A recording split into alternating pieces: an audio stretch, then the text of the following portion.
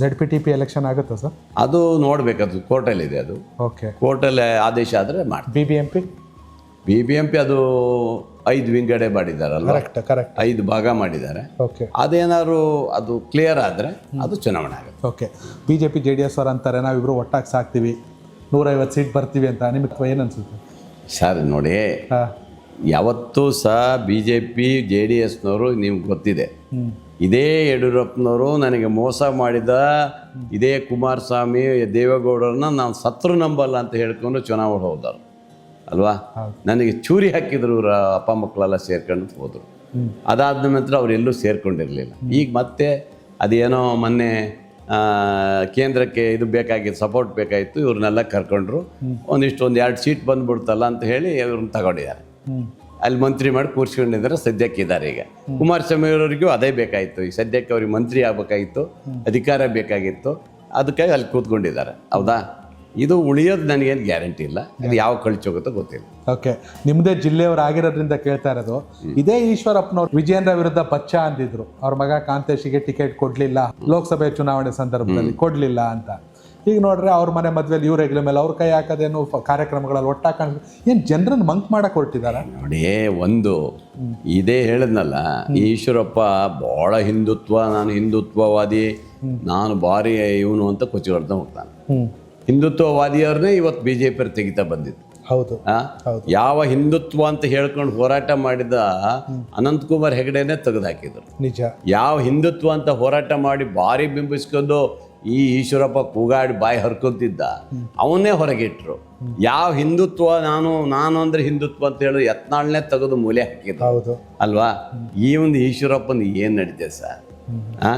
ಇವನಿಗೇನು ನಡೆಯಲ್ಲ ಶಿವಮೊಗ್ಗದಲ್ಲಿ. ಈ ಮನುಷ್ಯ ಶಿವಮೊಗ್ಗ ಬಿಟ್ಟು ಆಚೆಗೆ ಹೋದ್ರೆ 4 ಜನ ಇವನಿಗೆ ಸಿಗೋದಲ್ಲ ಇವನಿಗೆ ಅಲ್ವಾ.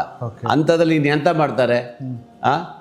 ಸುಣ್ಣಾಗಿ ಮತ್ತೆ ಯಡಿಯೂರಪ್ಪನ ಹೆಗಲ ಮೇಲೆ ಕೈ ಹಾಕಕ್ಕೆ ಹೋಗ್ಯಾರ ಅಷ್ಟೇ. ಯಡಿಯೂರಪ್ಪ ಅವರಿಗೆ ರಾಘವೇಂದ್ರ ವಿಜಯೇಂದ್ರ ಅಷ್ಟೇ. ಈಶ್ವರಪ್ಪ ಅವರಿಗೆ ಏನಾದ್ರು ಕರ್ಕೊಂಡ್ರೆ ಸಾಕಾಯ್ತು ಅವನಿಗೆ. ಈಗ BJP ಬಿಟ್ಟು ಅವ್ನು ಎಲ್ಲಿ ಉಳಿತಾರ್ರಿ? ಯಡಿಯೂರಪ್ಪನ KGP ಕಟ್ಟು ಎಲ್ಲಿ ಉಳಿದಿದ್ರಿ? ಯಡಿಯೂರಪ್ಪ KGP ಕಟ್ಟು 6 ಸೀಟ್ ತಗೊಂಡ್ರು.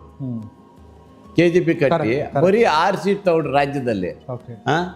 ಇವ್ರಿಗೆಲ್ಲ ಪಕ್ಷ ಬಿಟ್ಟು ಮಾಡೋಕ್ಕಾಗತ್ತಾ? ಆಗಲ್ಲ. ಅದಕ್ಕೆ ಅಲ್ಲಿ ಬಂದು ಸೇರ್ಕೊಳ್ತಾರೆ. 2028ರ ಭವಿಷ್ಯ ಏನು ಸರ್ ನಿಮ್ಮ ಪ್ರಕಾರ? ಯಾವುದು 2028ರ ಭವಿಷ್ಯ ನಿಮ್ಮ ಪ್ರಕಾರ ಕಾಂಗ್ರೆಸ್? ನೋಡಿ, ನಾವು ಕಾಂಗ್ರೆಸ್ಸಲ್ಲಿ ನಾವು ಎಲ್ಲ ಮುಖ್ಯಮಂತ್ರಿಗಳು ಹೇಳೋದಷ್ಟೇ, ನಮ್ಮ ಮಂತ್ರಿಮಂಡಲ ಕೇಳೋದಿಷ್ಟೇ. ಈಗ ಇನ್ನೂ 3 ವರ್ಷ ಅವಕಾಶ ಇದೆ. 2 ವರ್ಷದ 8 ತಿಂಗಳ ಅವಕಾಶ ಇದೆ. ಇವತ್ತು ರಾಜ್ಯದ ಕಡೆ ಹೆಚ್ಚು ಗಮನ ಕೊಟ್ಟರೆ, ರಾಜ್ಯದ ಅಭಿವೃದ್ಧಿ ಕಡೆ ಗಮನ ಕೊಟ್ಟರೆ, ರಾಜ್ಯದಲ್ಲಿ ನಿನ್ನ ಮುಂದೆನೂ ನಿಮ್ಗೆ ಅವಕಾಶ ಕೊಡ್ಲಿಕ್ಕೆ ಅವಕಾಶ ಇದೆ. ಅದನ್ನು ಬೆಳೆಸ್ಕೊಂಡು ಹೋಗ್ಬೇಕು ಅನ್ನೋದು ನಮ್ಮ ಒಂದು ಉದ್ದೇಶ ಅಷ್ಟೇ. ರಾಜ್ಯ ಸರ್ಕಾರ ಮುಂದಿನ ಚುನಾವಣೆ ದೃಷ್ಟಿಯಲ್ಲಿ ಇಟ್ಕೊಂಡು ಕೆಲಸ ಮಾಡಬೇಕು. ಮುಂದಿನ ಗುರಿ ಇಟ್ಕೊಂಡೆ ನಾವು ಕೆಲಸ ಮಾಡಬೇಕಾಗಿದೆ. ಅದನ್ನು ಮಾಡಿದರೆ ಖಂಡಿತ 28ಕ್ಕೂ ತಗೊಬರ್ಬೋದು. ನೀವೊಂದು ರೀತಿ ಅಜಾತ ಶತ್ರು, ಒಂದು ರೀತಿ ನಿಷ್ಠುರವಾದಿ. ಇಷ್ಟಾದರೂ ಇತ್ತೀಚೆಗಾದಂಥ ಬೆಳವಣಿಗೆ, ಜಮೀರ್ ಅಹಮದ್ ಖಾನ್ ಅವ್ರ ವಿರುದ್ಧ ಸ್ಟೇಟ್ಮೆಂಟ್ ಕೊಟ್ಬಿಟ್ರಿ, ತನಿಖೆ ಆಗ್ಲಿರಿ, ರಾಜೀನಾಮೆ ಕೊಡ್ಲಿ, ಆಮೇಲೆ ಎದುರಿಸ್ ಬರ್ಲಿ ಅಂತ. ಇಂಥದ್ದು ಅನಿವಾರ್ಯನ ಪಕ್ಷದಲ್ಲಿ? ನನಗೆ ನೋಡಿ, ಹೇಳಕ್ಕೆ ಏನಿದೆ? ತಪ್ಪು ಮಾಡೋರು ಯಾರು ಬೇಕಾದ್ರೆ ನಾನು ಯಾವತ್ತೂ ನೇರ ಹೇಳ್ತೀನಿ. ನೀವು ಸರಿ ಇಲ್ಲ ಅಂದ್ರೆ ಸರಿ ಇಲ್ಲ ಅಂತೀನಿ ನಾನು. ಯಾಕೆ ಹೇಳ್ಬಾರ್ದು ಅಲ್ವಾ? ತಪ್ಪೇನಿದೆ? ನಾವು ಬಂಗಾರಪ್ಪನವ್ರ ಗರಡಿಯಲ್ಲಿ ಬೆಳೆದವರು, ಅವ್ರ ಶಿಷ್ಯನಾಗಿ ಬಂದವನು. ಬಂಗಾರಪ್ಪನವ್ರು ಹಂಗೆ ಸರಿ ಇಲ್ಲ ಅಂದ್ರೆ ಹೊರಟ್ರು ಮತ್ತೊಂದು ಪಕ್ಷಕ್ಕೆ.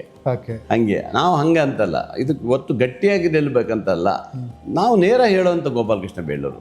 ಹಿಂದೆ ಯಡಿಯೂರಪ್ಪನ ಕಾಲದಲ್ಲೂ ನೇರಾಗಿ ಹೇಳ್ದವನೇ, ನೇರಾಗಿ ಮಾತಾಡಿದಾರೆ. ನಾವು ಇವತ್ತಿಗೂ ನಮ್ದು ನೇರಾಗಿ ಮಾತಾಡೋರು ಇವತ್ತಿಗೂ ಹೇಳಿದ್ದೀನಿ. ಹಂಗಾಗಿ ನಾವು ಇವರ ವಿಚಾರ ನಾನು ಹೇಳಿದ್ದೀನಿ ಅಲ್ವಾ. ಕರೆಕ್ಟ್. ಪಕ್ಷದಲ್ಲಿ ಇದೆ ಅಂತ ಹೇಳಿ ಇವ್ರು ಏನ್ ಬೇಕಾದ್ರೂ ಮಾಡಕ್ಕಾಗತ್ತಾ? ಅಲ್ವಾ. ಕನೆಕ್ಟ್ ಕರ್ನಾಟಕ, ಇದು ನಿಮ್ಮ ನೆಟ್ವರ್ಕ್.